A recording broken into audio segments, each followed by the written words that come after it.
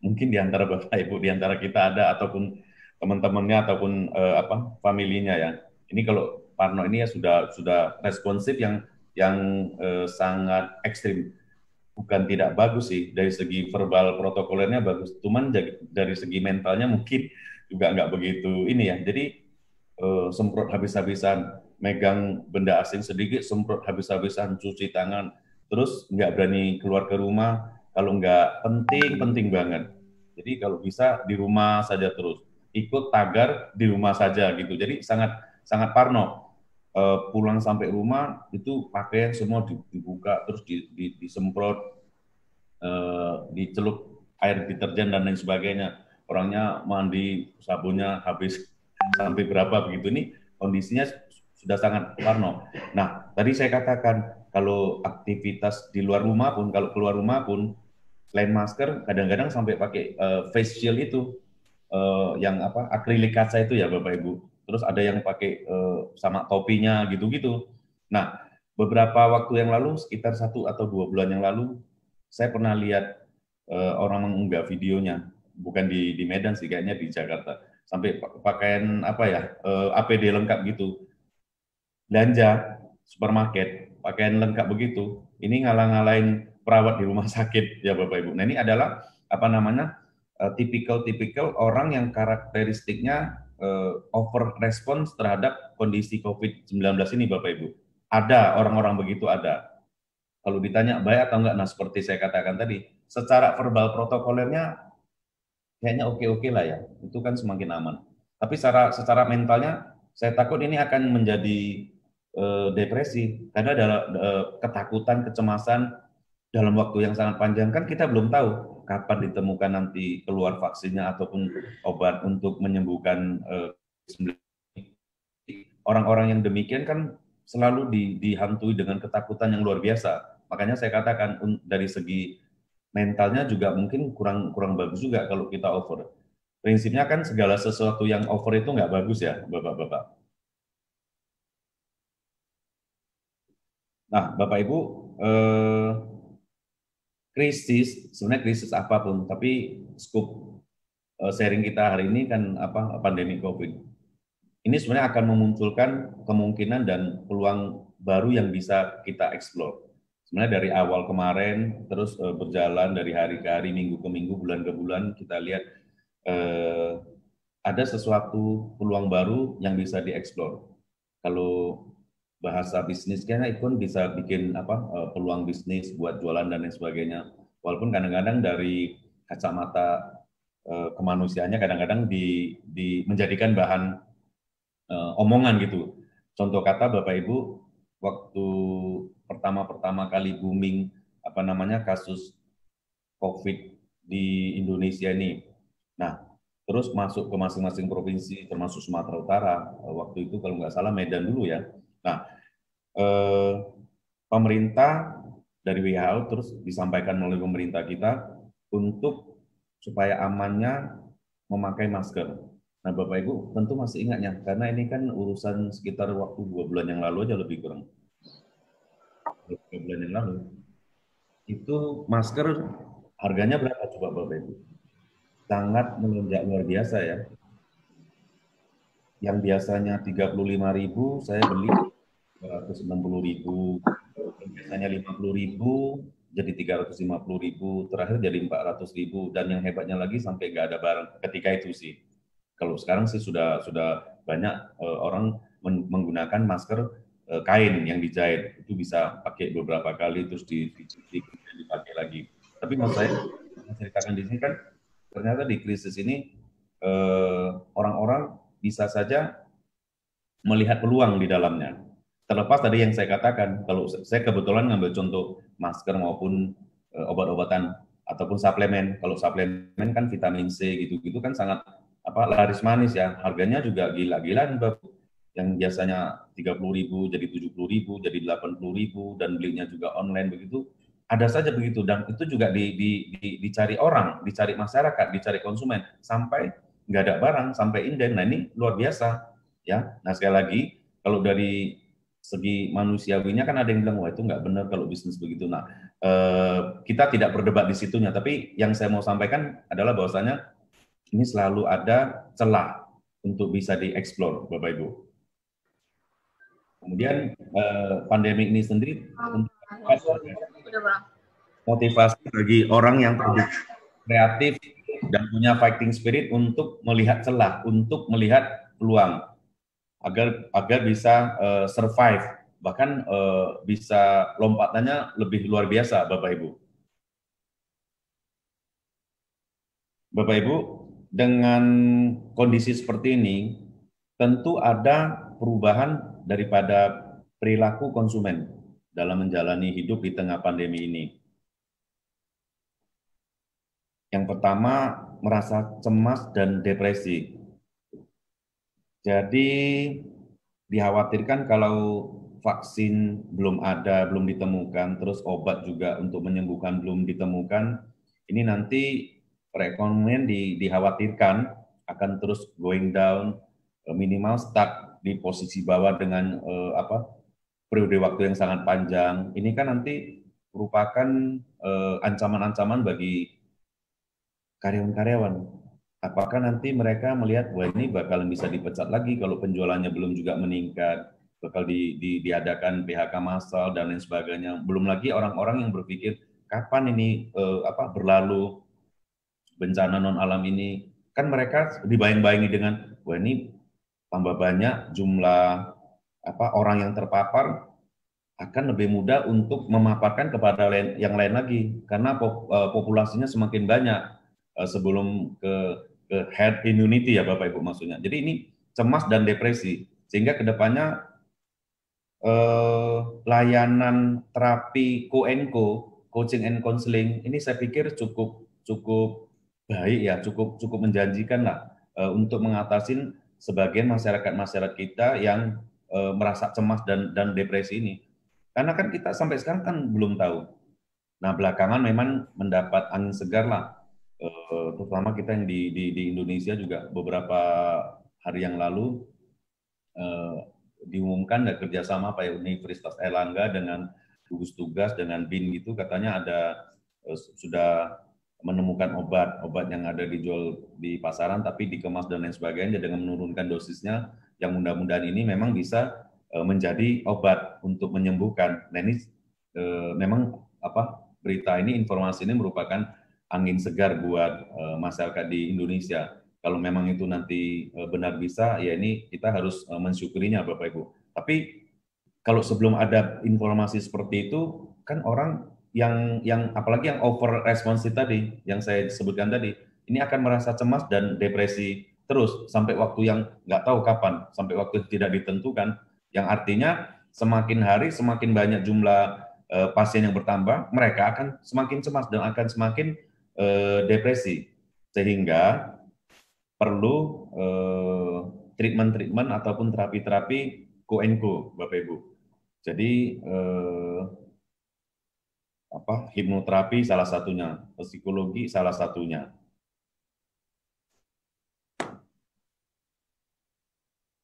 Kemudian masyarakat juga semakin memperhatikan kebersihan dan kesehatan. Nah, untuk orang-orang ataupun masyarakat yang care ini akan senantiasa membiasakan diri menjalani hidupnya dengan cara sangat memperhatikan kebersihan maupun kesehatan. Misalnya kalau setiap hari konsumsi vitamin C atau yang 500 mili atau yang 1000 mili itu sudah rutin setiap hari. Terus setiap hari keluar rumah memakai masker, ya ini sudah menjadi kebiasaan nantinya Bapak Ibu. Ini terbentuk perilaku masyarakat konsumen yang baru. Kemudian ini sekarang sangat trendy, working from home, WFH.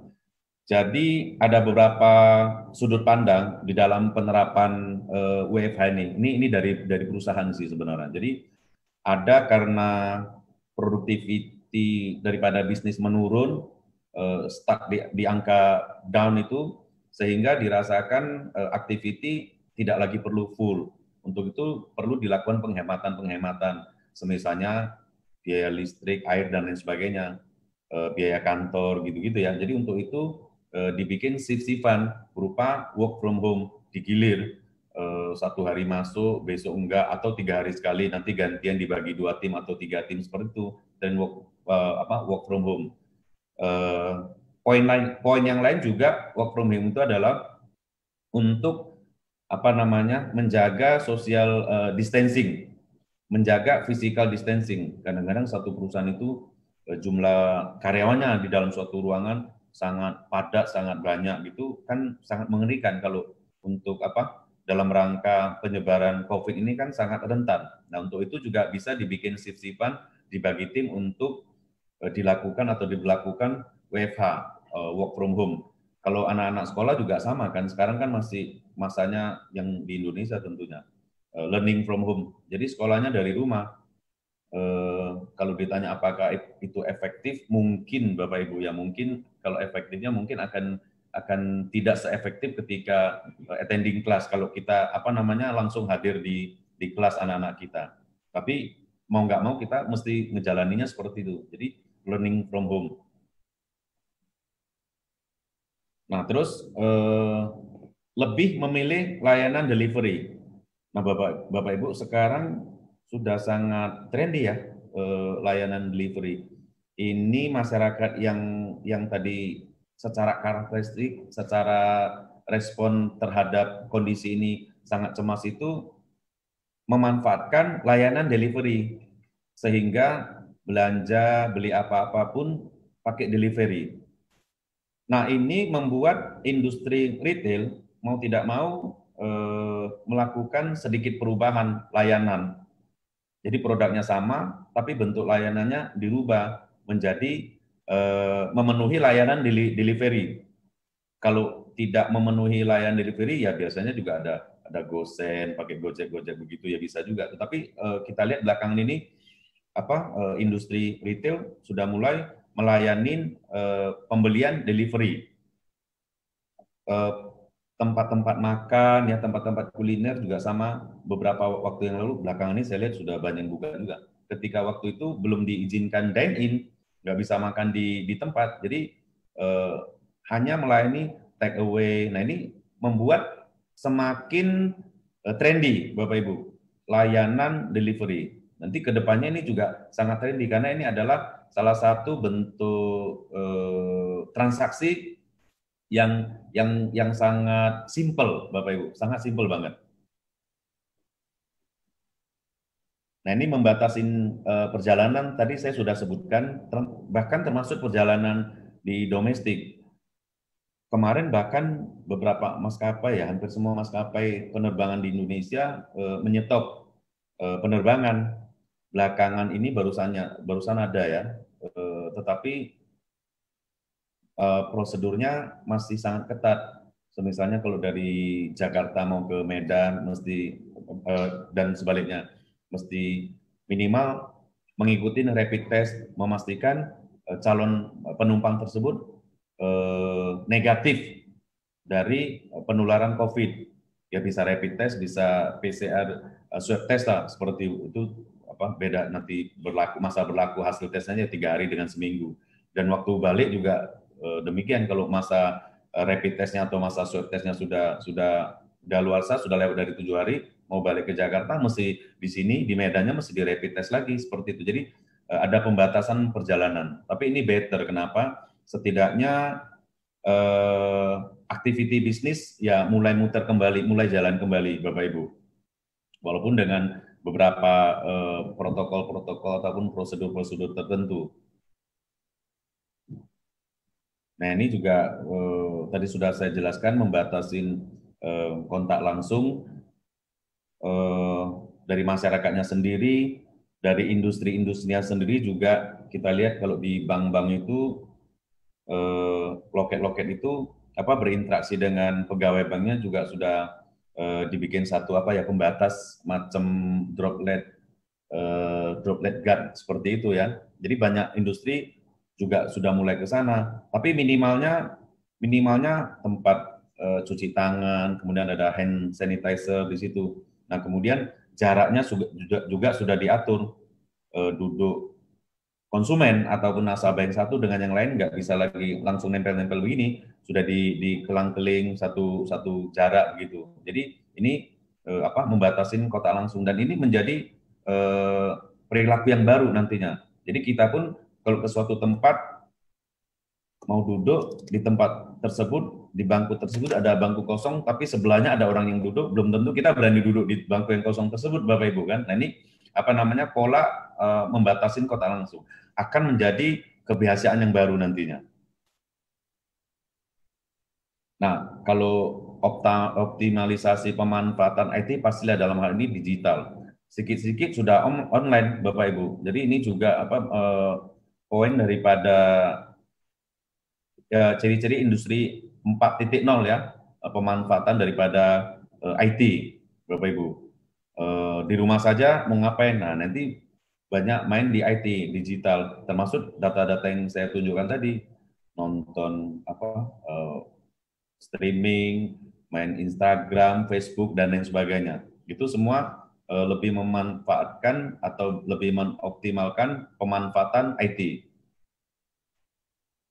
Nah, Bapak Ibu, dari yang saya jelaskan ini, kita bisa mengambil beberapa kesimpulan. Kira-kira karakter bisnis di masa pandemi ini seperti apa saja, Bapak Ibu? Nah, dengan termasuk mitigasi dampak-dampaknya, terus perubahan perilaku konsumen ini akan membentuk satu karakter bisnis yang baru. Tentunya kita cerita di masa pandemi ini, dan sekali lagi kita sepakati bahwasanya masyarakat konsumennya adalah masyarakat konsumen yang memang respons atau care terhadap kondisi pandemi COVID ya. Kalau yang nggak mau acu tak acu yang nggak masuk di dalam kategori market daripada bisnis ini, Bapak Ibu. Nah, yang pertama itu karakternya adalah yang bisa mengakomodir kegelisahan daripada konsumen. Jadi segala sesuatu baik metode bisnisnya sebenarnya termasuk produk ataupun jasanya sih, yang kira-kira bisa mengakomodir kecemasan daripada masyarakat konsumen ini. Nah ini yang salah satu karakter bisnisnya.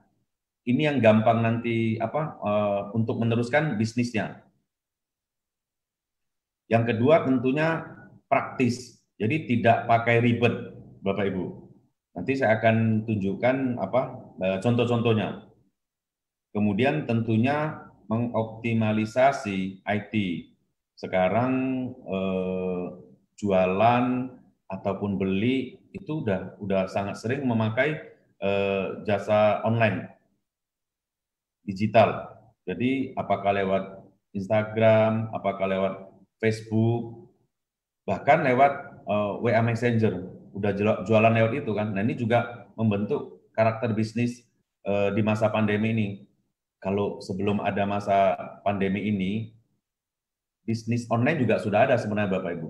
Tapi dengan masa pandemi ini lebih mengukuhkan kondisi tersebut, mengoptimalisasikan IT, Bapak Ibu. Kemudian personal touching. Jadi maksudnya begini Bapak Ibu, bahwasanya kalau sekarang banyak jualan, mestinya kita semua sama Bapak Ibu juga pasti buka Instagram, lihat di situ orang jual ini, jual itu, Instagram. Buka Facebook juga sama, menawarkan barang-barang ataupun jasa-jasa. Nah, lebih dari itu, pakai WA, pakai aplikasi Messenger tadi kan, WA. Jadi yang jual ini men-broadcast ke semua kontak list yang ada sama dia, di broadcast. Jadi kalau kebetulan kita ada di kontak listnya, kita juga dapat broadcastnya ya. Kita lihat, ada jualan ini, ada jualan itu. Nah, ini bisa lebih mendarat. Jadi langsung kepada orang-orangnya. Kalau lewat WA Messenger, kalau lewat Instagram itu berarti kan kalau orang yang kebetulan buka Instagram, walaupun tadi kalau saya menunjukkan data bahwasanya ada increase kenaikan orang dalam mengutilisasi Instagram karena masa di rumah saja gitu ya, termasuk Facebook sih. Nah kalau dari WA mestinya akan sangat efektif, tapi memang jumlahnya lebih sedikit dibandingkan dengan Facebook ataupun Instagram. Nah, terus apa kaitannya dengan personal touching, Bapak Ibu? Nah sekarang kalau seandainya eh, kita dikirimin, katakan saya misalnya mengirim apa brosur produk kepada pasiennya misalnya lewat kalau kalau IG, Facebook ya setelah itu apa namanya WA.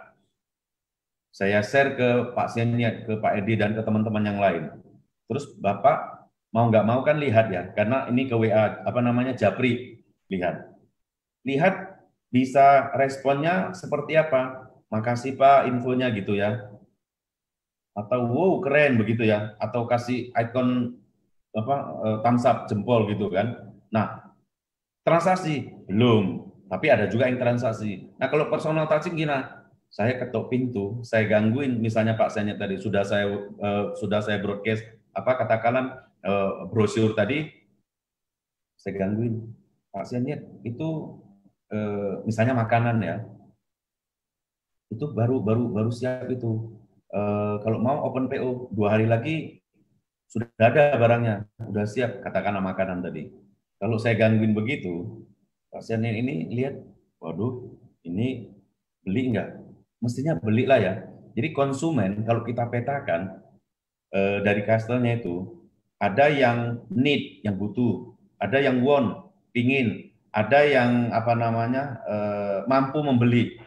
Ya kalau pasiennya tentu mampu membeli. Kalau ditanya butuh, atas brosur yang saya kirim ke WA-nya secara japri tadi, sebetulnya belum butuh. Tapi karena saya ketok langsung, saya sentuh langsung ke beliau personalnya, terus dia melihat, waduh, ini Pak Leo ini kan teman saya ngopi, masa nawarin barang saya kok nggak beli gitu kan? Padahal nggak butuh kan, don't need kan, belum butuh. Tapi tentunya mampu beli, lawang murah cuma 50.000 atau 40.000, ya wes lah, Pak Leo saya pesen lah 2 set, gitu-gitu kan. Itu pentingnya personal touching. Jadi dia langsung. Nah begitu banyak teman-teman atau relasi kita yang ada di kontak kontak list itu kita broadcast semua. Tapi yang di personal touching itu tentunya orang-orang yang kita tahu ini bakalan kalau kita personal touching kita sentuh secara personal pasti beli ini. Nah yang itu kita pilih itu akan sangat efektif Bapak Ibu. Nah inilah yang merupakan salah satu 4 poin di dalam karakter bisnis di masa pandemi ini Bapak Ibu. Nah, ini saya akan menunjukkan gambar-gambar yang mendukung eh, karakteristik bisnis masa sekarang ini yang ada 4 poin tadi, Bapak Ibu. Nah, ini konsultasi kesehatan berbasis IT. Jadi yang kalau lihat sisi kirinya layar Bapak Ibu itu ada Grab Health. Jadi kerjasama kesehatan dengan Grab. Terus di tengahnya juga ada Halodoc. Jadi apa konsultasi kesehatan bisa juga sih beli obat, tapi tidak bersentuhan langsung pakai aplikasi. Ini berbasis IT Bapak Ibu. Nah ini sangat trendy dan sangat dibutuhkan di masa pandemi ini. Jadi mengoptimalisasikan IT terus praktis, nggak pakai ribet, nggak perlu mengunjungin kliniknya, nggak perlu mengunjungin apa dokternya ataupun rumah sakitnya, bisa by chatting-chattingan seperti itu Bapak Ibu. Jadi konsultasi kesehatan berbasis IT. Ini sekali lagi sangat populer. Kemudian ini tadi saya ada nyinggung masalah masker. Kalau 2 bulan atau 3 bulan yang lalu masker itu masih yang surgical. Terus tadi kan saya bilang harganya mahal. Jadi pakai masker sepanjang hari, setiap hari sampai kapan belum tahu. Jadi mau nggak mau kan ini bakal menjadi kebutuhan dan ini bakal menjadi kebiasaan yang baru. Artinya apa? Keluar mesti pakai masker. Sehingga ini berevolusi menjadi fashion. Sering jumpain ya kalau di luaran begitu orang pakai batik terus maskernya juga batik satu corak lawang bikinnya sama di tukang jahit yang sama beli kain batik buat baju batik terus minta apa disuruh bikinin masker yang pakai bahan yang tadi seragam ini kan menjadi fashion terus pakai yang warna hitam pakai cap hitam nah ini kan suatu fashion ya. Ada juga kalau kita lihat di gambar yang sebelah kiri ini buat kids ya, buat anak-anak yang gambar Minnie Mouse dan lain sebagainya. Nah ini kebutuhan tapi sudah menjadi fashion. Bayangkan kalau cuman hanya menggunakan masker yang surgical yang umum begitu saja kan sekarang rasanya udah kurang keren. Tapi dibentuk menjadi fashion, dijahit sedemikian rupa sehingga pakai baju warna apa, cari masker kainnya juga yang warna apa supaya kelihatan seragam. Itu ya Bapak Ibu. Nah, sekarang sudah menjadi fashion nih kalau kalau apa memakai fashion. Terus di gambar yang paling kanan ini tadi saya katakan salah satu karakter bisnis yang sekarang itu apa mengakomodir kegelisahan, kecemasan, ketakutan, kekhawatiran daripada masyarakat konsumen kita. Salah satunya face shield juga. Kalau masker sih oke, tapi kadang-kadang orang yang lebih parno, yang lebih ekstrim, lebih responsif itu bahkan memakai face shield. Ya, ada yang model ada cap, topinya, ada yang cuman nggak pakai topi seperti itu ya. Industri-industri tersebut yang saya sebutkan Bapak itu ini peluang kan, ini kan celah. Jadi bikin bikin masker dan lain sebagainya, bikin face shield, produksi sendiri kan itu cuma home industry, nggak susah-susah amat buatnya. Terus dijual dengan harga 25.000, 30.000 gitu-gitu ya Bapak Ibu. Nah terus ini slide ini adalah apa namanya produk untuk meningkatkan imunitas. Ini yang tadi saya sebutkan apa misalnya vitamin C, ada Black Mold, Ester C. Bapak Ibu, saya bukan salesman kedua merek produk ini ya. Ini saya cuma ngambil ngacak gambar-gambarnya aja. Terus buat hand sanitizer ada Dettol. Terus yang paling kanan apa kill virus sampai 99,9% membunuh bakteri dan virus.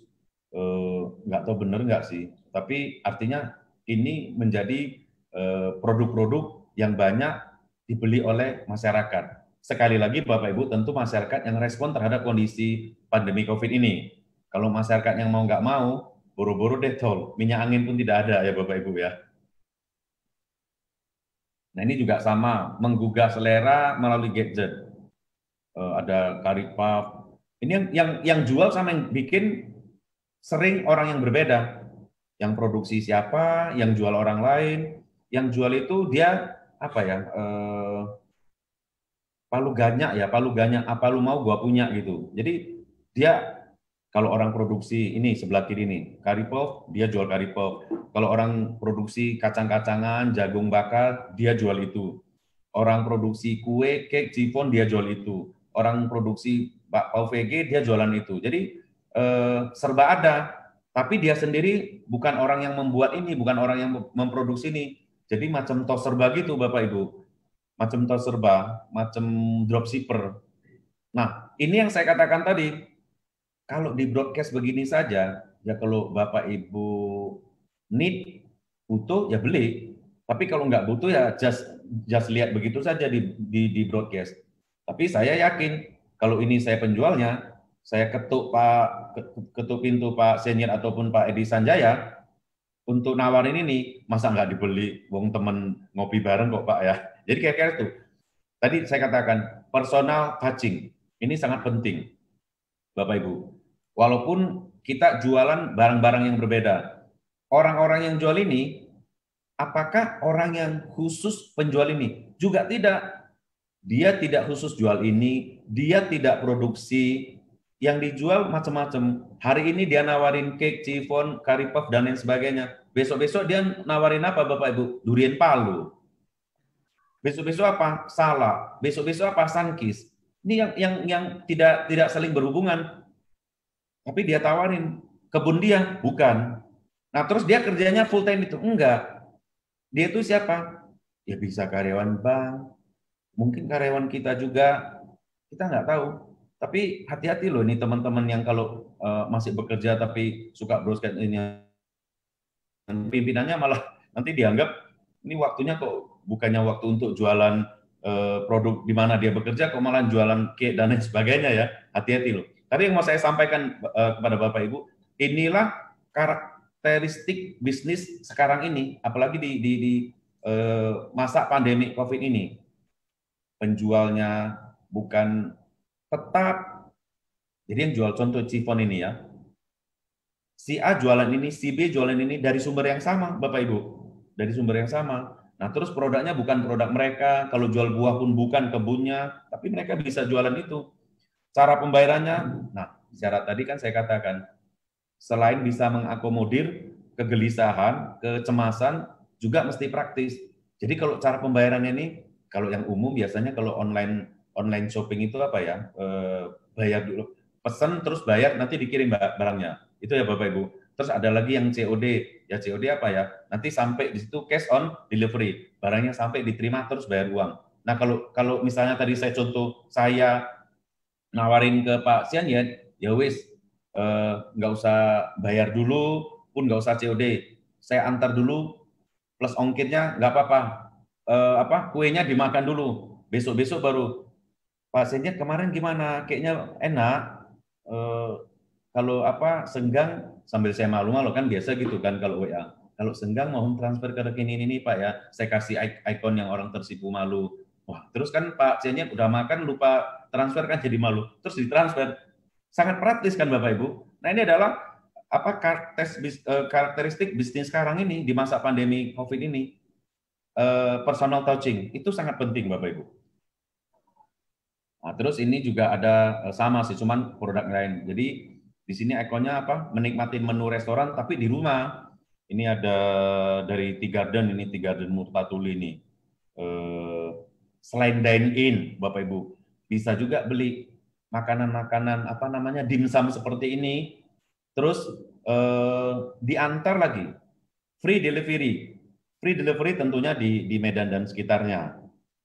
Nah, jadi silakan pesan nanti diantar gratis dan lain sebagainya. Ini kan tentunya untuk menjawab ataupun mengakomodir yang saya katakan tadi, konsumen-konsumen yang kalau dia dine in kok rasanya nggak nyaman ya, takut di sana itu banyak yang terpapar dan lain sebagainya. Nah, ini adalah solusi. Kan tadi saya sebutkan bahwasanya bisnis retail itu mulai produknya tidak dirubah, tetapi konsepnya menjadi dia tambah layanan free delivery seperti ini. Ini contoh-contohnya Bapak Ibu. Termasuk kalau Bapak Ibu lihat di gambar paling kiri ada menu baru daging ikan teriyaki, itu nanti di masuk plastik dibekukan, buka PO nanti yang order dikirim dan lain sebagainya seperti itu. Nah sekarang karakteristik bisnis seperti itu Bapak Ibu. Nah, di kami di Honda, saya kan di Honda juga sama. Jadi dalam rangka menjawab ataupun mengakomodir kecemasan itu, kalau konsumen datang ke showroom kita, lihat apa gambar yang sebelah kiri ya Bapak Ibu. Itu ada droplets guard juga kan, ada apa kaca pelindung supaya konsumen merasa nyaman. Terus karyawan kita juga pakai masker, tetap pakai masker. Udah pakai masker ditambah droplets guards. Kemudian kalau kita lihat di bawah di yang gambar yang kanan itu adalah ruang tunggu daripada konsumen. Nah, yang sebelumnya settingannya bukan seperti ini, Bapak Ibu. Settingannya itu kursi rapat. Nah, sekarang dengan kondisi pandemi seperti ini dibikin jarang-jarang ada kelang satu kolom baru kursi, kelang satu kolom baru kursi, di belakangnya juga sama. Sehingga secara distensinya dapat, physical distancingnya dapat Bapak Ibu. Nah, kalau kalau yang ini saya posting apakah by WA, apakah by Instagram, ataukah by Facebook buat masyarakat konsumen, yang melihat ini kalau secara yang tadi orangnya cemas, kan melihat ini jadi jauh lebih nyaman, Bapak Ibu. Akan jauh lebih nyaman, lebih membuat konsumen kita confident. Oh, kita ini loh, showroom itu juga memperhatikan protokol kesehatan. Sehingga konsumen tersebut merasa berani untuk mengunjungi bengkel kita, mengunjungi showroom kita. Nah, seperti itu. Itu kita bikin sedemikian rupa membuat konsumen kita yang cemas itu menjadi sangat nyaman.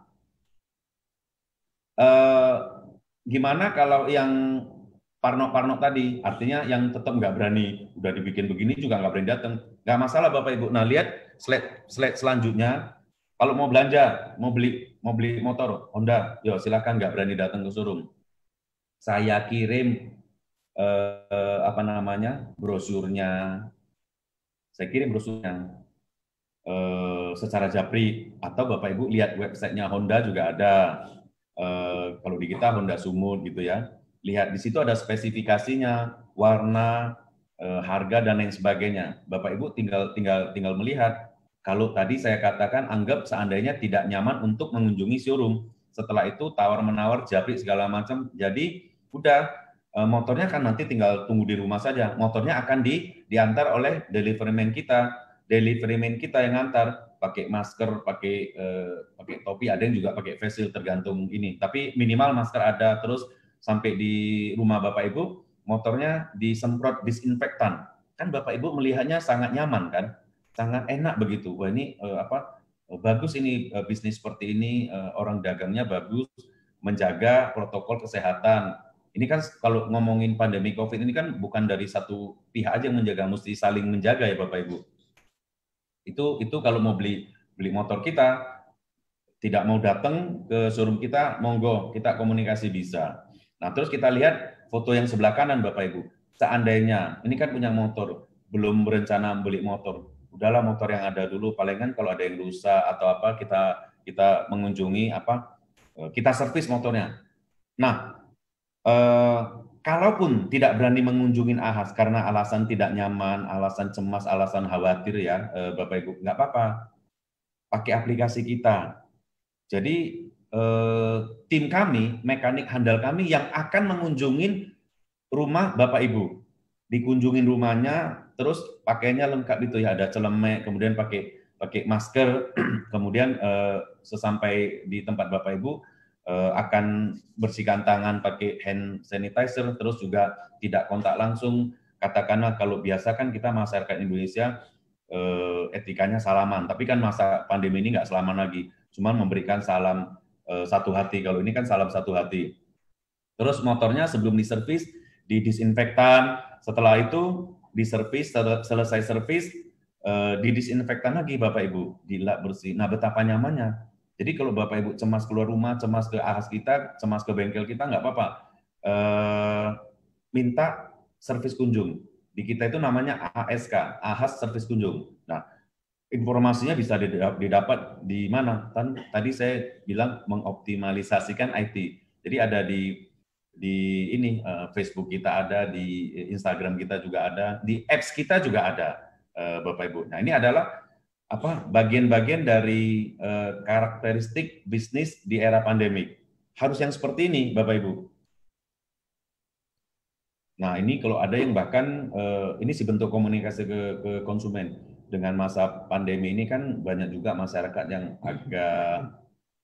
agak was-was kalau dia kontak fisik bersentuhan dengan orang-orang lain, sehingga dia memutuskan untuk udahlah, gua beli sepeda motor baru aja, pakai sendiri, nggak perlu boncengan dan lain sebagainya, kecuali bonceng anggota keluarga ya Bapak Ibu. Jadi lebih siap untuk beraktivitas, lebih bisa memenuhi social distancing. Nah ini tergantung konsumennya, tapi kita akan komunikasikan. Jadi maksud saya adalah ini merupakan bentuk-bentuk karakteristik bisnis di era pandemik ini. Nah kalau lihat gambar ini Bapak Ibu, terutama yang Bapak ini kan pasti senyum-senyum tersendiri. Kenapa? Karena eh, ketemu 3 bulan nggak ketemu, begitu ketemu, ya gila lu rambut lu panjang banget. Iya gua nggak berani pangkas. Banyak begitu ya Bapak Ibu ya. Ada yang beli alat cukur sendiri, pangkas sendiri, dibotakin itu. Kalau pangkas mode-mode kan karena bukan stylist yang nggak ngerti. Jadi dibotakin aja, itu bisa tahan beberapa bulan begitu kan. Nah, Bapak Ibu sebenarnya kalau kita lihat foto ini, bahwasannya tadi saya katakan yang bisa mengakomodir kecemasan, kegelisahan daripada konsumen. Manfaatkan hal yang seperti ini, Bapak Ibu. Sekarang kita lihat banyak, mungkin di antara kita juga mau pangkas rambut, kita minta tukang pangkasnya, kita minta stylistnya datang ke rumah kita. Datang ke rumah kita, sampai di rumah kita semprot, kita minta dia hand sanitizer atau cuci tangan yang bersih pakai sabun di rumah kita ya. Sudah gitu baru dia mangkasin kita. Nah, itu kalau dari sisi kita konsumennya. Saya kan tadi ngomong dari sisi bisnisnya. Berarti stylistnya, berarti barbershopnya. mestinya harus personal touching. You harus menyerang ke konsumen, komunikasikan ke konsumen bahwasanya Anda punya pelayanan servis kunjung, pangkas servis kunjung. Kalau tadi saya tunjukkan motor Honda kan, apa namanya, ahas servis kunjung. Ini pangkas servis kunjung. Tapi memang harus beberapa poin diperhatikan. Misalnya itu apa namanya, celemek. Harus dikomunikasikan. Celemek itu cukup pakai satu orang. Setelah itu kami cuci. Ada konsumen kedua atau langganan kedua, kita ganti celemek yang bersih. Mesti gitu-gitu. Yakinkan konsumen kita selalu bersih, seandainya stylistnya, dan pakai masker ketika motong rambut. Jadi seperti itu. Jadi membuat konsumen kita sangat nyaman, sangat enak, sehingga berani. Tapi sekali lagi mesti kita serang, personal touching. Kita yang menyerang ke konsumennya. Jangan nunggu ordernya datang, bisa kelamaan ya. Kenapa saya bilang kelamaan? Soalnya banyak yang tiba-tiba jadi tukang pangkas saja itu istrinya. Entah kapan belajar pangkasnya kan, tiba-tiba beli alat, itu rambut suaminya dicukur sampai botak gitu-gitu kan. Nah makanya Anda yang bergerak di bidang ini mesti agresif, menyerang, personal touching. Nah ini IT based product. Ini semakin tren di Bapak Ibu. Kalau gambar yang sebelah kiri ini kan apa, provider jaringan internet. Ya kalau IndiHome sangat populer lah. Sekarang ada My Republic juga populer, ada CBN Fiber gitu. Ini kalau apa, working from home, learning from home, stay at home, ini semua sangat sangat dibutuhkan Bapak Ibu. Apa, jaringan internet. Menu kurang enak nggak masalah, tapi kalau internet lelet itu anak-anak pada teriak Bapak Ibu. Nah, sebenarnya internet ini untuk apa? Salah satunya, tadi kan saya ada tunjukkan beberapa data. Salah satunya kan kalau yang paling atas itu kan nonton streaming. Bapak Ibu lihat gambar yang di sebelah kanan, nonton film pakai X. Ya, Bapak Ibu kan sukanya nonton film apa? Ya kalau film-film yang bule, action segala macam, boleh masuk ke apa namanya, aplikasi nonton Netflix gitu ya. Tapi kalau drama Asia, terutama drakor, drama Korea bisa view, ya kan bisa view. Jadi nonton Korea kan lagi apa ya? Lagi trendy itu nonton drama Korea. Kalau dulu mungkin Pak Sianjak nontonnya mungkin Winter Sonata ya Pak Sianjak ya. Tapi kalau remaja-remaja sekarang nggak nonton itu lagi Pak. Tapi nontonnya apa? Misalnya Crash Landing on You, eh, terus yang lain-lain lagi yang baru sekarang ini ada Taiwan Class ya gitu-gitu Pak Sianjak. Tapi ini menjadi trendy, Bapak Ibu, merupakan karakteristik bisnis kita. Jadi IT based product, kan tadi optimalisasi IT, Bapak Ibu. Nah kemudian,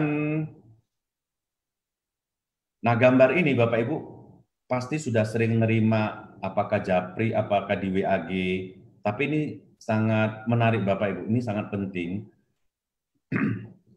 Insight yang kita lihat adalah bahwasanya kalau belakangan ini, terutama kami di Medan juga sama ya, kita lihat tempat-tempat kuliner sudah buka, tempat-tempat hiburan bahkan sudah buka, kafe-kafe malam sudah buka.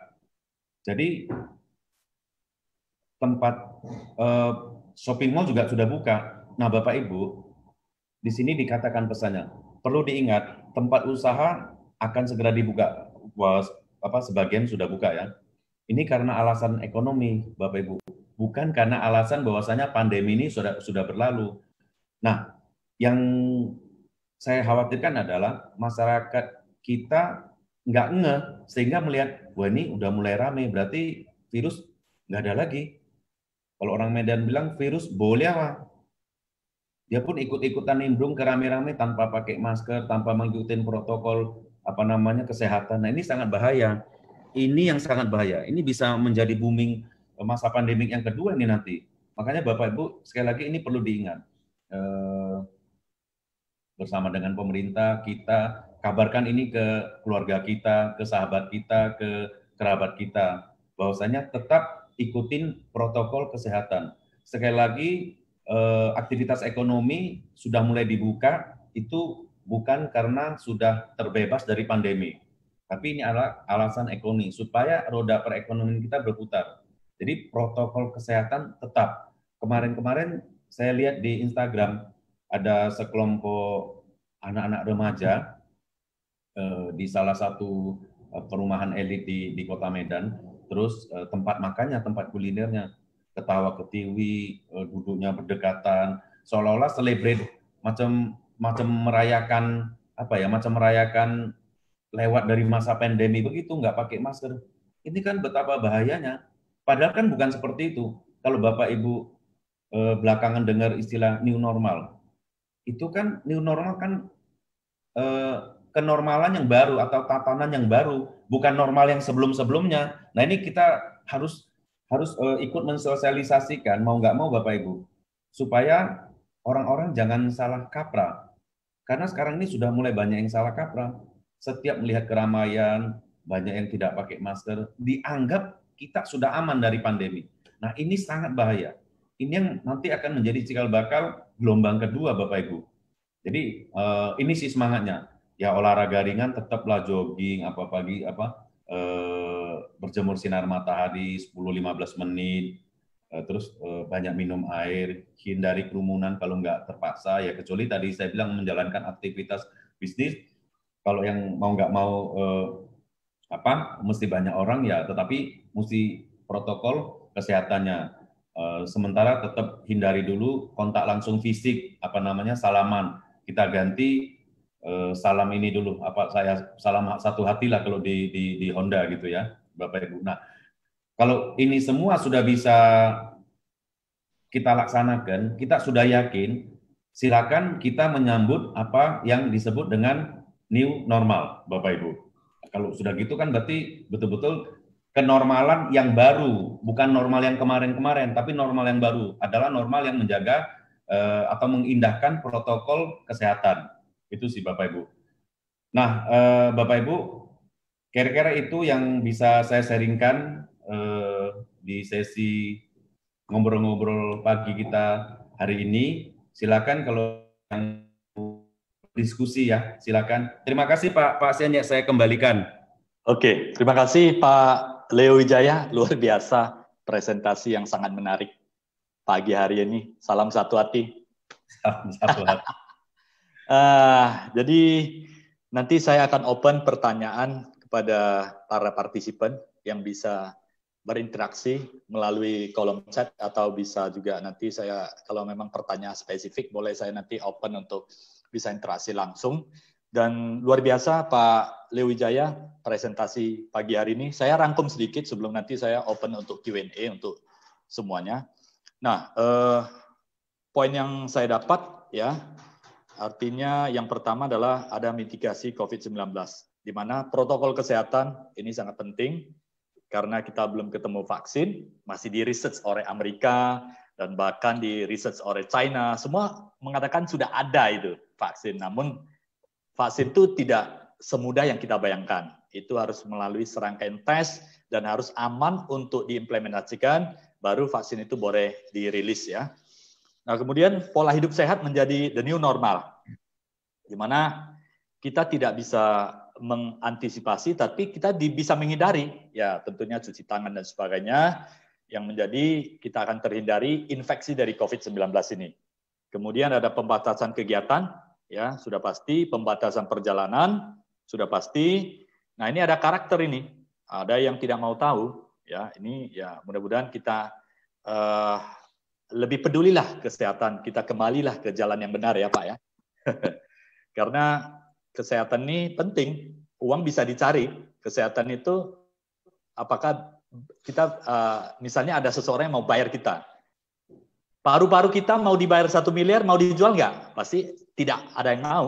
Jadi kesehatan itu adalah nilai yang tak terhingga.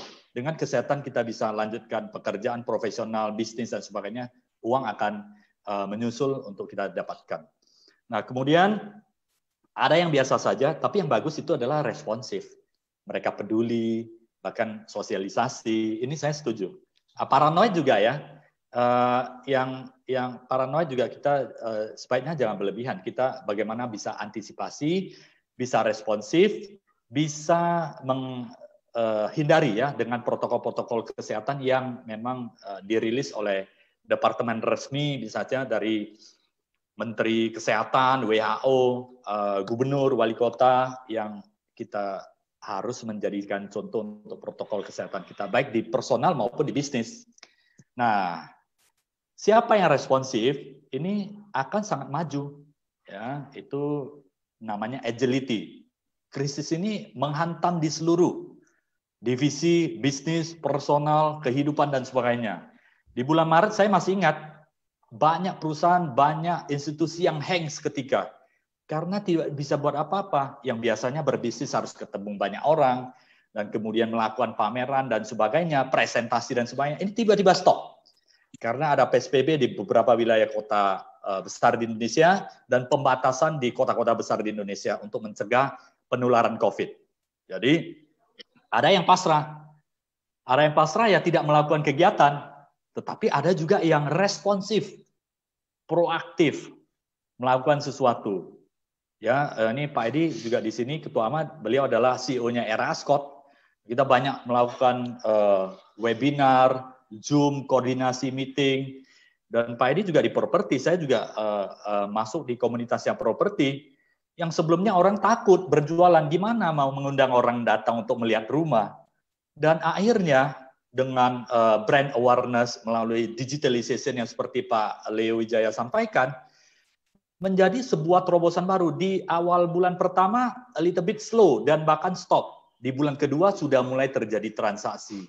Bahkan yang datang adalah prospek-prospek yang hot karena sudah disaring di awal-awal komunikasi melalui digital marketing, digital branding, melalui WhatsApp, komunitas Zoom, ada Skype, dan kemudian ada Webex, dan kemudian ada Instagram Live, ya. Kita bisa dengan platform yang murah meriah maupun yang berbayar seperti itu. Nah, kemudian dari Pak Leo ini luar biasa.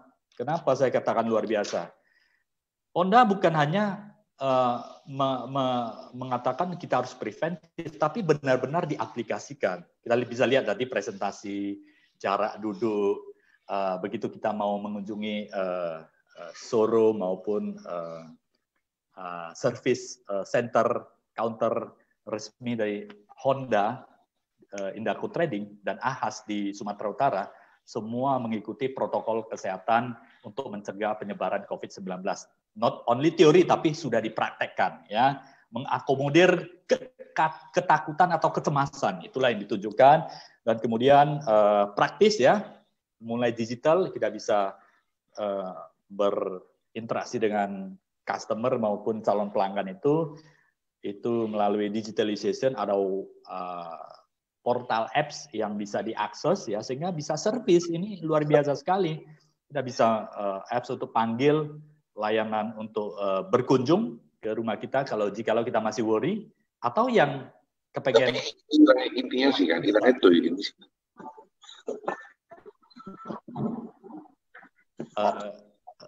Kita bisa berkunjung ke bengkel resmi Ahas, ya, untuk dengan protokol kesehatan yang begitu bagus sehingga kita tidak merasa khawatir dan merasa nyaman di dalamnya. Dan kemudian personal touch ini saya sangat setuju sekali, ya. Digital marketing, digital branding itu adalah bersifat brand awareness. Kita harus melakukan pendekatan, setidaknya ngopi digital lah kalau kita nggak bisa melakukan ngopi darat yang sebelumnya kita lakukan sebelum era pandemik. Namun sekali lagi Bapak Ibu semuanya, kita tidak bisa mengharapkan normal, tidak ada pandemik akan terjadi lagi. Ya, kita sudah memasuki new normal. New normal, ya, era sebelum COVID itu ditemukan. Kita akan selalu mencegah penyebaran COVID itu dengan protokol kesehatan yang begitu kompleks, namun untuk kesehatan, untuk kita semuanya juga. Nah, setelah ini baru ketemu vaksin, kita akan memasuki nanti ada fase lagi, ya, the next normal. Ini kita internet. Jadi siapa yang tidak bisa agility, yang bisa adaptasi terhadap perubahan ini, kita akan ketinggalan, Bapak Ibu semuanya. Persis yang disampaikan oleh Pak Leo Wijaya. Di dunia pendidikan, akademisi juga sama. Saya masuk semua di konsultan, di profesional, maupun di edukasi saya masuk. Dan pandemi ini juga menjadi berkah.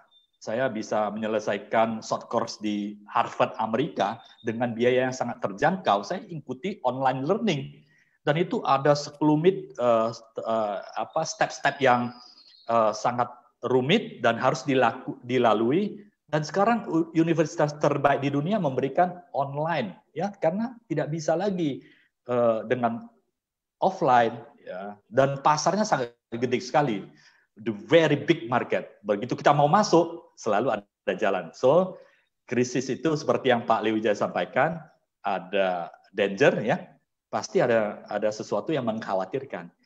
Beside danger, itu ada opportunity yang terbuka lebar. Kita mulai terbiasa dengan digital, bisa ketemu dengan Zoom, kita bisa menawarkan produk dan sebagainya.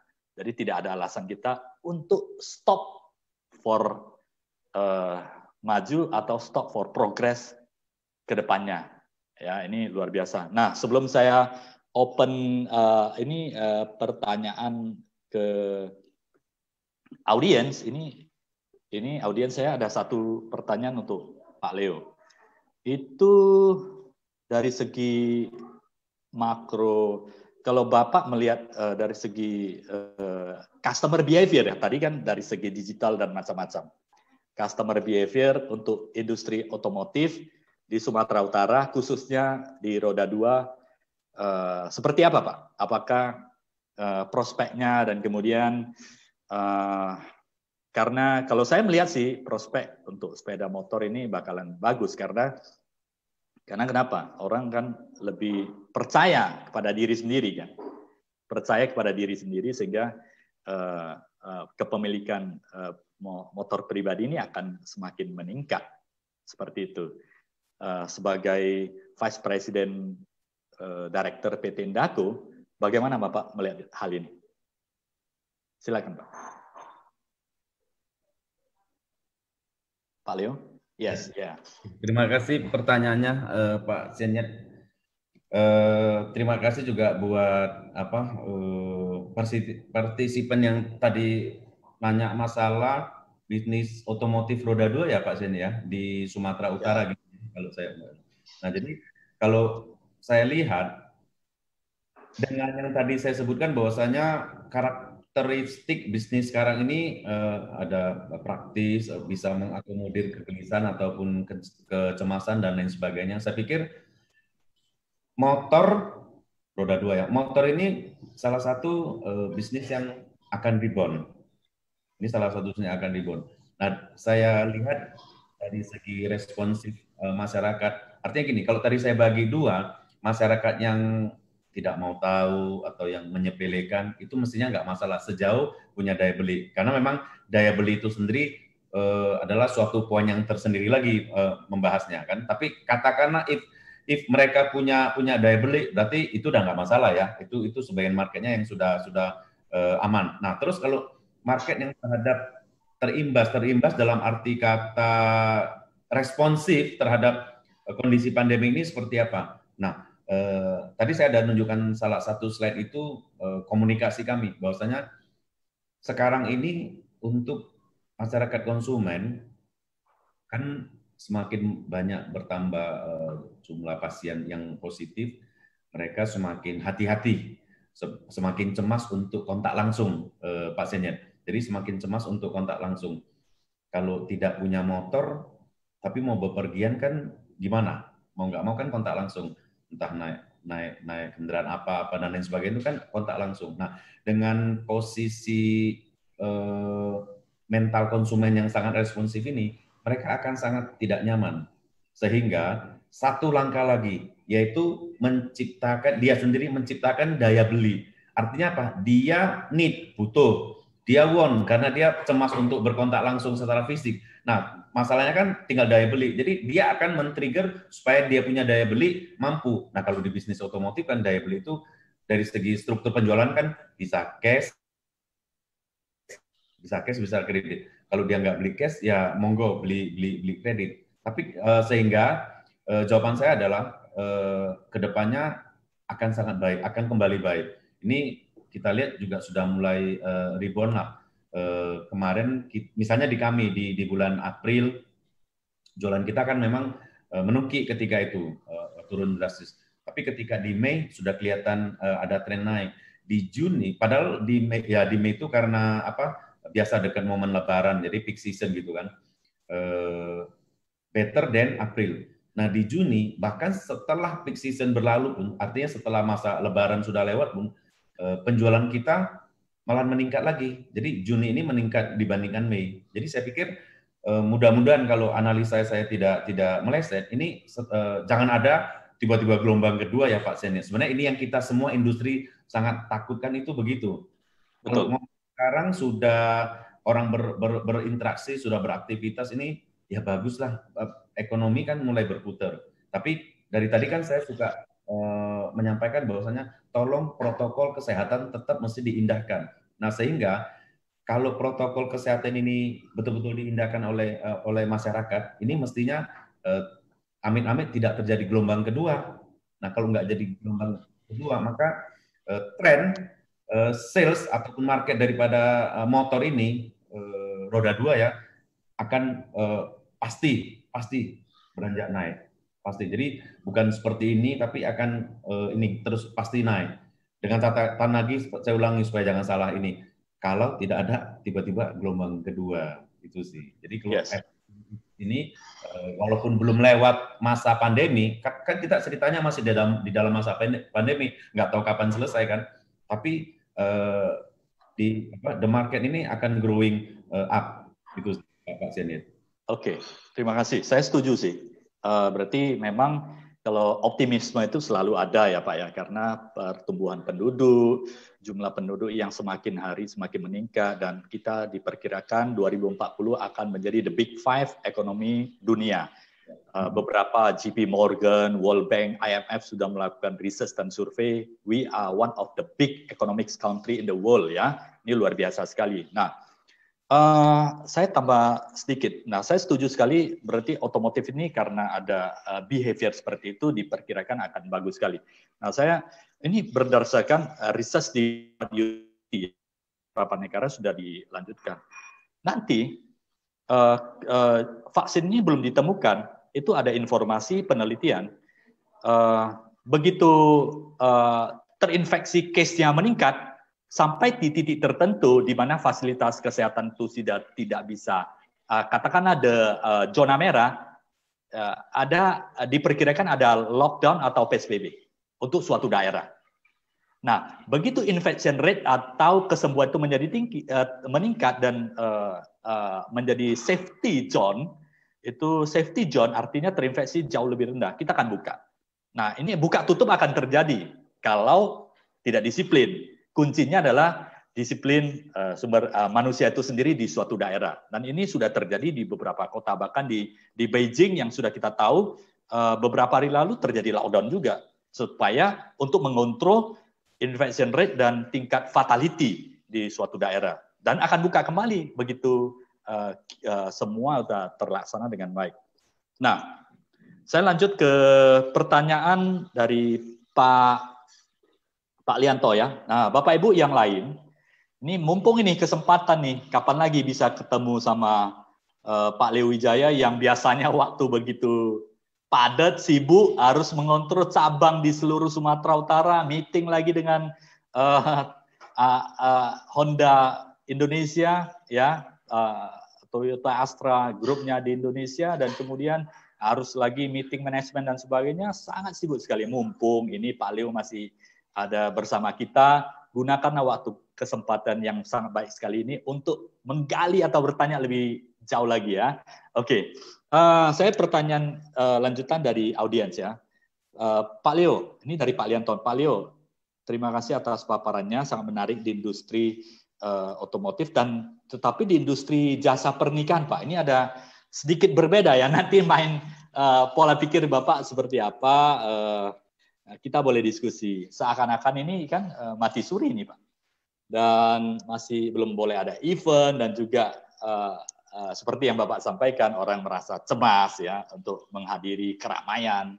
Di masa new normal ini apakah masih ada harapan? There is a hope or not, Pak Leo? Saya yakin selalu ada hope ini, Pak. Silakan, Pak. Ya, terima kasih Pak Lianto. Pertanyaan ini pertama saya berharap bukan Pak Lianto mau menikah kedua kali.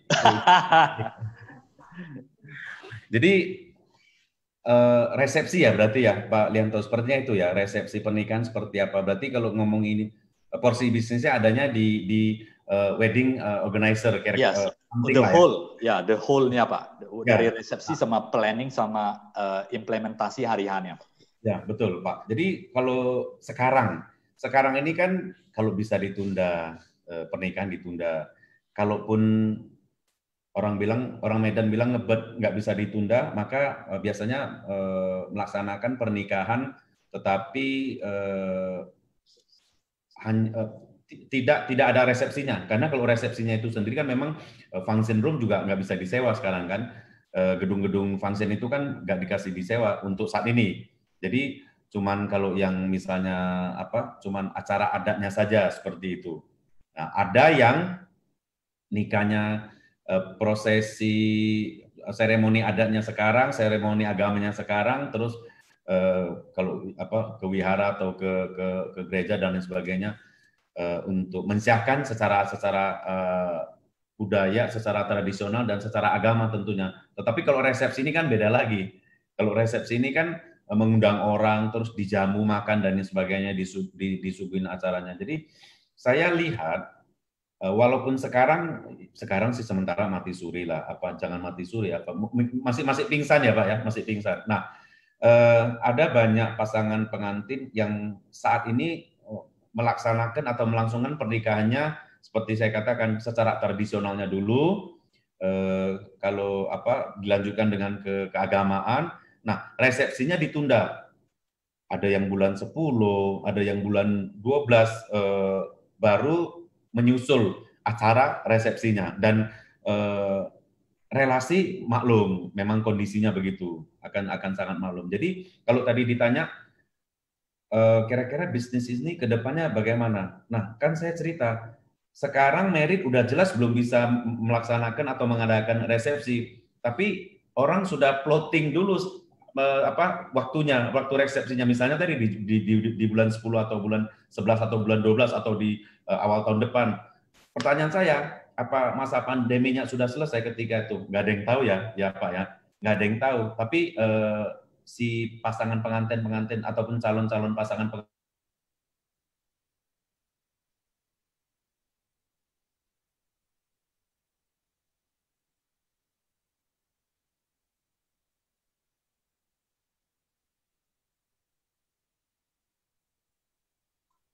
Halo, Pak Leo.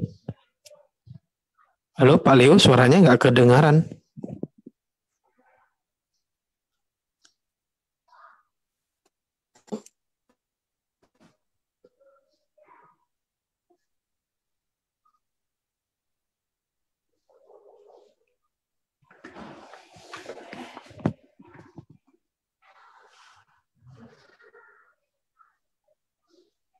Halo? Halo, Pak Edi? Ya, Pak Leo suaranya nggak kedengaran ya. Pak Leo mungkin ada masalah di signal sehingga dia leave webinar ini sebentar, mungkin sebentar lagi akan join. Sembari menunggu Pak Leo untuk join, nah saya ada tambahan sedikit dari sudut pandang saya mengenai industri wedding organizer ini ya. Nanti Pak Edi, Ya. tanggal 29 acara kan tanggal 27 acara kan sangat luar biasa sekali. Mungkin kita pada kesempatan ini kita bisa sampaikan kepada Bapak Ibu dan teman-teman di sini semuanya untuk the new normal for trade and industry bersama Ketua Kadin Indonesia dan bosnya Jababeka nanti ya. Ini Pak Leo saya lihat udah mulai join. Pak Leo? Ya. Yes, ya tadi ada sedikit. Silakan lanjut kembali Pak Leo. Ya, lanjut. Nah, sehingga porsi bisnis wedding ini akan sangat baik ke depannya, Pak. Lawang sekarang aja masih dilarang aja udah diplot dulu waktunya, udah ditunjuk dulu. Tetapi memang seperti yang tadi kita sepakati bersama bahwasanya kita kan nggak tahu kapan pandemi ini berlalu, kapan vaksin ketemu, kapan obatnya ada terus kemudian beredar di pasar sehingga orang tidak khawatir lagi. Singkat katanya kembali ke normal yang sebelumnya, bukan new normalnya dulu Pak, misalnya kan.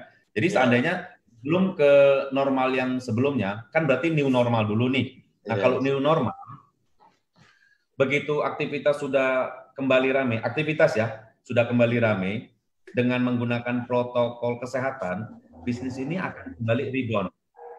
Tapi ada beberapa catatan penting. Misalnya dengan penyesuaian Pak Sen, dengan penyesuaian dalam mengakomodir kondisi pandemi itu tadi ya. Contohnya, ini misal yang kebayang saya Pak, misal tamu datang, ini kan resepsi. Kalau yang sekarang tamu datang terus kan ngisi absen. Mungkin bisa ngisi absen pakai digital, barcode scan. Jadi nggak usah nulis-nulis, nggak usah megang pulpen lagi kan gitu ya. Terus bisa juga dengan yang kepikiran saja. Misalnya cara absennya pakai foto. Jadi ada fotografernya. Pak Sennya datang sama istri, nggak usah ngisi absen lagi, tapi stop sebelum masuk, difoto dulu. Nah, ini adalah bagian dari porsinya seolah-olah menggantikan absen tadi itu. Salah satu contohnya. Nah, kemudian setelah di dalamnya seperti apa? Melewati barisan pengantin beserta 6 hari lagi era talk show ya. Setiap hari Jumat. Tidak kontak langsung secara fisikal lagi, tapi ya salam. Nggak tahu nanti salamnya seperti apa gitu. Jadi hal-hal seperti ini. Jadi bisnisnya akan rebound, tapi dengan penyesuaian. Terus kalau di dalam mungkin tidak lagi terlalu prasmanan, tetapi kalau orang Medan bilang makan meja. Nah, satu meja biasanya 10 orang, tapi ganti meja besar menjadi 6 orang. Kalau 5 orang kan kadang-kadang bawa pasangan, jadi separuh itu jadi 6 orang. Jadi memang punya jarak tertentu.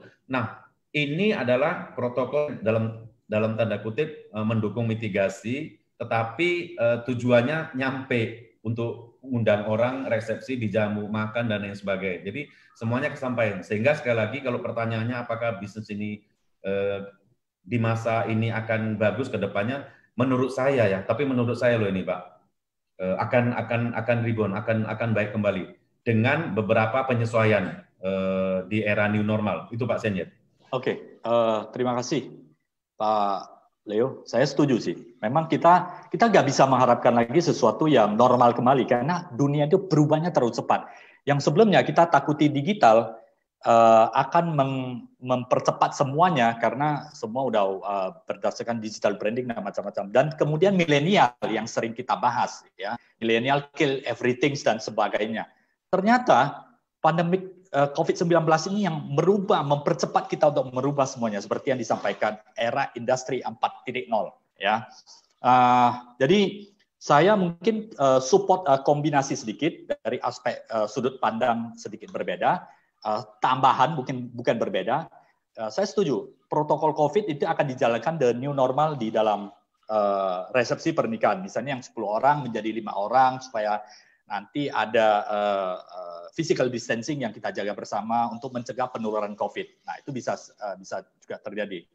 Nah, kalau saya analisis aspek wedding organizer secara the holistic, total secara keseluruhan, pernikahan itu bukan hanya di resepsi. Pernikahan itu ada seperti yang Pak Leo sampaikan, ada adat istiadat, dan kemudian ada keagamaan untuk mensahkan secara agama, dan kemudian adat istiadat kedua orang tua dan keluarga mempelai sehingga menyatukan.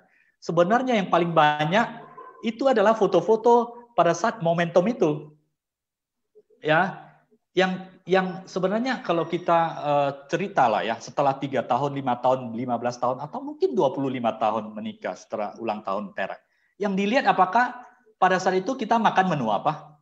Saya rasa enggak juga. Yang dilihat adalah foto-foto, sweet memory, foto-foto ada namanya pangtai itu ya, yang pangtai itu ada dikasih hadiah dan sebagainya sebagai supporting dari keluarga seperti itu. Jadi sebenarnya yang kita akan memilih kalau mempelai dan keluarganya care kepada resepsi, ya mungkin kita akan fokus pada resepsi, protokol kesehatan yang bagus, apakah the standing party sehingga makanan itu nggak perlu diulang-ulang dan kemudian packaging yang bersifat take away udah selesai karena orang takut kan disentuh berulang-ulang.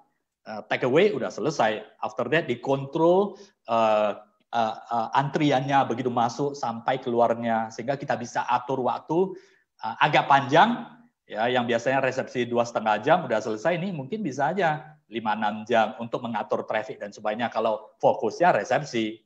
Tapi kalau fokus kedua mempelai dan keluarganya adalah seremonialnya, ya, kemudian adatnya, keagamannya, kita bisa memberikan the angle yang bagus. Dari segi apa? Fotografer, wilayah, kemudian artistik yang bagus. Nah, kita jualannya di sana. Yang agak kesulitan itu sebenarnya adalah protokol kesehatan yang menyebabkan orang berkumpul banyak.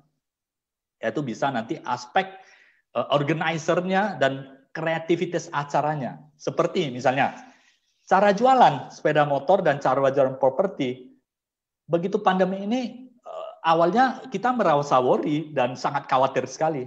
Tetapi di tengah jalan kita menemukan cara. Ya, coach dan training itu juga menemukan cara. Kita bisa melalui Zoom. Yang hilang kan adalah kinestetik kalau di dalam berkomunikasi. Visual sama auditori itu tetap sama. Kita bisa menjelaskan panjang lebar dan mengartikulasi apa yang akan kita sampaikan. So, be kreatif dan kemudian be inovatif, saya yakin pasti akan selesai. Kita akan menjadi yang terbaik dan tercepat di antara. Nah, seperti yang Direktur Astra sampaikan waktu itu saya buat webinar bersama beliau, bersama Pak Edi Sanjaya juga ada itu. Kecepatan itu sangat penting, inovasi itu sangat penting. Begitu ada inovasi, kita tidak akan takut yang namanya menjadi tergerus atau menjadi hilang seperti dinosaurus. Ya, begitu kita proaktif, kita bisa responsif terhadap perubahan di lingkungan yang kita hadapi. Yang terjadi adalah pesan dari direktur tersebut adalah begitu ada masalah, kita yang terakhir ada masalah. Begitu masalah atau pandemik selesai, yang duluan maju adalah diri kita, perusahaan kita, komunitas kita, grup kita yang maju duluan. Itulah yang disampaikan oleh direktur yang luar biasa, Pak Bambang Paulus. Itu pesan-pesan di dalam inovasi dan development sehingga Astra bisa menjadi luar biasa saat ini. Responsifnya begitu luar biasa. Jadi tambahan saya yang tadi disampaikan Pak Leo adalah be kreatif ya. Karena kreativitas ini tidak akan mati. Kita lihat dulu customer type-nya seperti apa. Kalau dia mengutamakan momen-momen, giving them the best moment. Fotonya, momen-momen pada saat keluarganya, sehingga mereka akan catch the moment itu, dan mereka akan sangat menghargai seperti itu. Oke, saya lanjut ke pertanyaan selanjutnya. Sebentar ya. Kemudian, ini, thanks Pak Leo atas presentasinya dari Pak Gunawan. Pak Gunawan luar biasa juga ini, pemerhati sosial pendidikan dan masyarakat. Menurut Pak Leo, bagaimana kalau ada yang beralih bisnis, dia dadakan menjadi pengusaha masker? Kemudian hand sanitizer maupun desinfektan, kira-kira yang beralih tugas fungsi bisnis dadakan tersebut, menurut Pak Leo, prospek bisnis dadakan tersebut seperti apa? Terima kasih Pak Gunawan Ang, SHMBE. Thanks. Pak Leo, silakan. Ya, terima kasih pertanyaan Pak Gunawan ya. Jadi kalau beralih, nah tadi saya sebutkan bahwasanya pasti ada saja celah-celah ataupun peluang-peluang di krisis manapun. Nah, katakan kita persempit bahasan kita menjadi krisis pandemi COVID-19. Saat ini memang dari pertama itu muncul di manapun, kalau kita kan di Indonesia, itu memang barang-barang ataupun produk-produk yang diincar itu kan memang yang produk kesehatan, termasuk masker ya, kemudian obat-obatan, termasuk suplemen dalam hal ini banyak kan sih vitamin C gitu. Nah, menarik. Kalau tadi contohnya masker, tadi kan saya ada satu slide itu yang bahkan sekarang masker pun sudah dibuat seperti fashion. Kalau dulu kita bukan dulu, pertama-pertama kemarin bulan 3 lah lebih kurang. Tadi saya sebut beli masker harganya mahal, 400.000. Itu kalau ada barang Pak Cenjet, 400.000 itu nggak ada barang. Gila aja. Yang pertama cuman 50.000.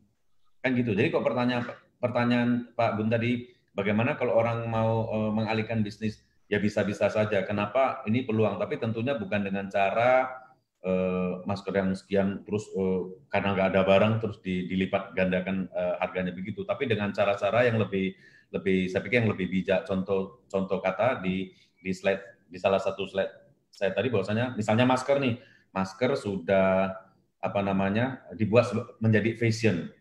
Jadi tinggal caranya bagaimana caranya ini Pak Gunawan untuk kreatif melakukan produksi masker ini bisa dalam jumlah banyak atau tailor made kira-kira seperti itu kan. Tetapi yang bisa fashion yang bisa orang suka sehingga orang beli masker itu di samping sebagai alat apa untuk kesehatan memenuhi protokol kesehatan, tapi ini juga sebagai fashion. Nah, kan seperti itu. Nah, itu kalau contohnya masker. Gimana dengan contohnya lain? Sama, hand sanitizer juga sama. Belakangan muncul beberapa merek hand sanitizer, bisa juga disinfektan yang spray. Nah, yang sebelumnya merek tersebut di produk apapun kita nggak pernah ketemu sih, tapi belakangan muncul lagi. Jadi ini adalah cara industri yang dengan sangat cepat merespon kebutuhan market. Saya pikir ini sangat bagus. Tapi kalau ditanya Pak Gun, kalau pertanyaan bagus nggak bagus, pasti bagus. Karena ini memang yang sekarang sangat dibutuhkan. Bahkan sampai saat ini pun suplemen, vitamin, apa segala macam, walaupun harganya sudah tidak menggila ya, tapi pasiennya nggak bisa diberikan kesempatan untuk borong lagi sekarang. Beli vitamin boleh dua paket lah, nggak bisa borong 10. Memang harganya nggak naik, barangnya stoknya ada, tapi memang dibatasin pembelinya. Saya pikir ini cukup bijak, sehingga dari segi kapasitas marketnya sangat ada. Sekarang ya, sangat ada. Tapi kalau Pak Gunawan nanyanya, ini berapa lama? Nah, seperti tadi yang kita bahas kan, selama vaksin belum ketemu, selama obat belum ada, selama belum terjadi proses herd immunity, selama itu pula lah bisnis ini bisa sangat menarik. Tinggal lagi bagaimana kita mengemasnya. Ingat ya, cara mengemasnya juga sangat penting kan. Tadi saya contoh di industri kami sendiri, misalnya di Honda. Kemarin sebelum pandemi saya jual Honda. Sekarang di masa era pandemi saya juga jual Honda. Tapi saya cara mengemasnya sudah berbeda lagi. Kemarin ya begitu-begitu aja saya ngasih tahu produk saya bagus segala macam. Sekarang selain saya ngomong produk saya bagus, saya juga ngomongin klien saya dalam rangka mengakomodir kecemasan daripada masyarakat konsumen kita yang responsif tadi. Nah, kira-kira seperti itu, Pak Senyid. Oke, terima kasih.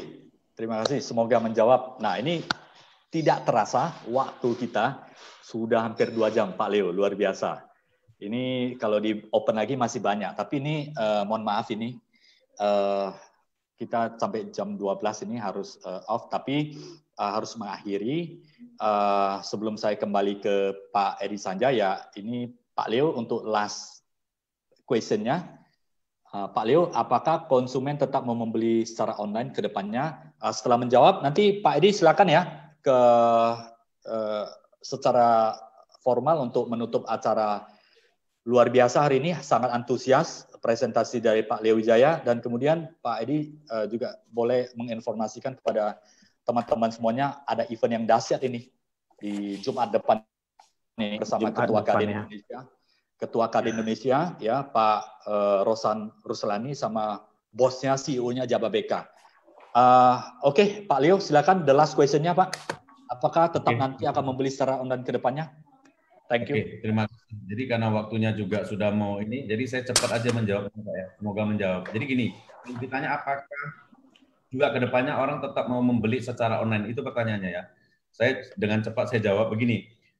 Tipikal konsumen secara behavior kan kalau Pak Senyid sangat tahu lah di NLP ya Pak ya. Itu kan ada tipikal konsumen yang auditif, visual sama kinestetik, lebih kurang seperti itu ya. Yes, jadi Pak, kalau ditanya sekali. Yeah. Kalau bisa dari online, tergantung tipikal konsumennya sendiri, juga sebenarnya tergantung kepada produknya. Tapi produk, oke, benar tergantung, konsumennya juga tergantung. Tapi penjual sangat menentukan peran sekarang, Pak. Nah, yes. Itu kan nggak bisa dengan hanya mendengar ya. Yes. Tidak bisa melihat kan gitu. Ini yang langsung ke kinestetik. Karena kalau visual sama auditif pasti dapat. Ngomong pasiennya bilang itu barangnya bagus gitu beli.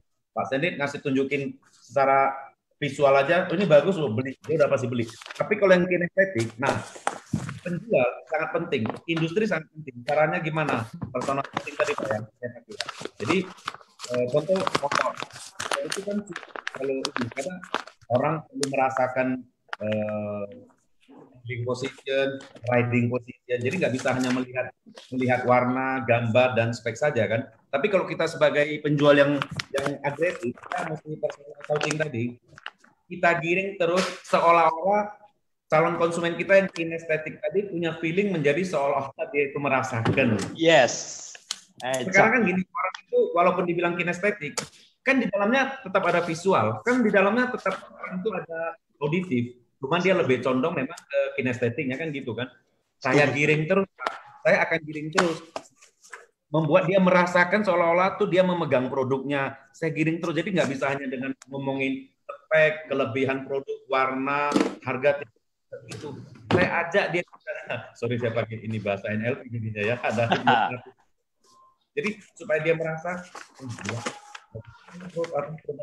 sangat bagus, sangat cocok buat gua. Tentu pembukanya saya tanya, Pak, misalnya Pak Edi yang mau beli motor, saya anggap contohnya motor. Ini Pak Edi adalah orang misalnya, Pak Edi beli motor buat kebutuhan apa? Buat kebutuhan Kia, Pak, Touring, Pak. Sudah saya kirim terus. Karena nggak bisa ketemu langsung melihat produknya, saya akan berusaha membuat dia punya feeling. Tadi kan contohnya Pak Edi adalah orang yang kinestetik gitu. Jadi jawabannya kalau bisa enggaknya, saklek bisa pasti enggak. Karena bagaimanapun terutama orang yang kinestetik ya Pak Jen, orang yang kinestetik itu kan dari segi penjualnya mesti punya effort yang lebih. Dan ini bisa berhasil walaupun tidak saklek 100%. Saya pikir itu Pak. Setuju sekali ya.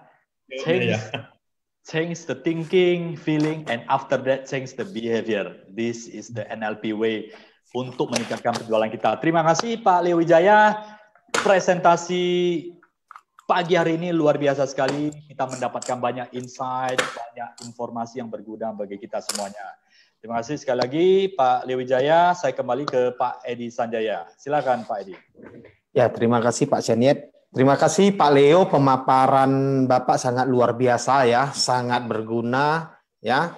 Saya rasa ini ilmu sangat praktis ya yang bisa dilakukan ya dan bisa dipraktekkan ya. Terima kasih juga ke para audiens ya yang sudah mengikuti dari awal sampai akhir webinar ini ya. Mungkin kita bisa share sedikit ya Pak Syaniet, itu acara Jumat kita.